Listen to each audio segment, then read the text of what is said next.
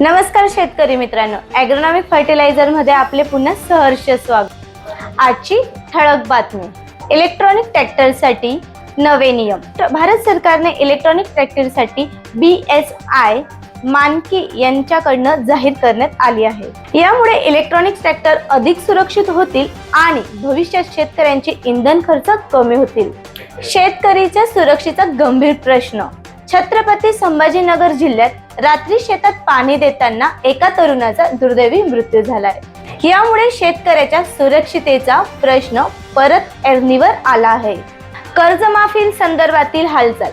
राज्यातील नवीन शेतकऱ्यांसाठी कर्जमाफी योजनेसाठी बँकेकडून पात्र शेतकऱ्यांची माहिती संकल्पनेचे काम सुरू आहे। याकडे अनेक शेतकरी आशेने पाहत आहेत। शेतकरी संघटनेचा दबाव वाढतोय। विविध शेतकरी संघटना सरकारकडे हमीभाव, दरवाढ आणि कर्जमाफीसाठी दबाव वाढवत आहे। येत्या काळात आंदोलन तीव्र होण्याची शक्यता वर्तवली जात आहे। तंत्रज्ञानाकडे शेतकऱ्यांचे कल।